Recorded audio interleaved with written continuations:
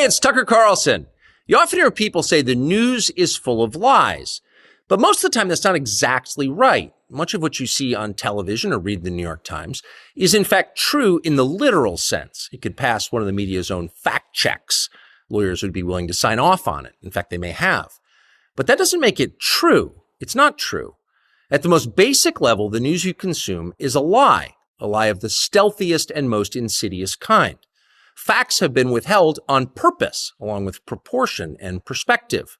You are being manipulated. How does that work? Let's see. If I tell you that a man has been unjustly arrested for armed robbery, that is not, strictly speaking, a lie. He may have been framed. At this point, there's been no trial, so no one can really say. But if I don't mention the fact that the same man has been arrested for the same crime 6 times before, am I really informing you? No, I'm not. I'm misleading you. And that's what the news media are doing in every story that matters, every day of the week, every week of the year. What's it like to work in a system like that? After more than 30 years in the middle of it, we could tell you stories. The best you can hope for in the news business at this point is the freedom to tell the fullest truth that you can. But there are always limits. And you know that if you bump up against those limits often enough, you will be fired for it. That's not a guess. It's guaranteed. Every person who works in English language media understands that. The rule of what you can't say defines everything. It's filthy, really, and it's utterly corrupting.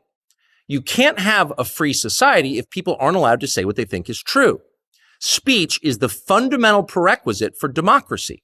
That's why it's enshrined in the first of our constitutional amendments. Amazingly, as of tonight, there aren't many platforms left that allow free speech. The last big one remaining in the world, the only one, is Twitter, where we are now. Twitter has long served as the place where our national conversation incubates and develops.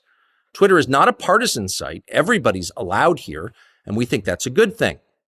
And yet, for the most part, the news that you see analyzed on Twitter comes from media organizations that are themselves thinly disguised propaganda outlets.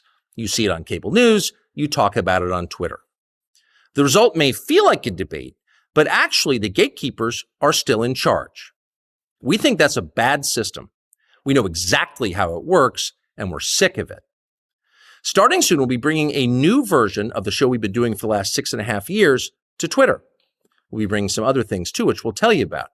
But for now, we're just grateful to be here. Free speech is the main right that you have. Without it, you have no others. See you soon.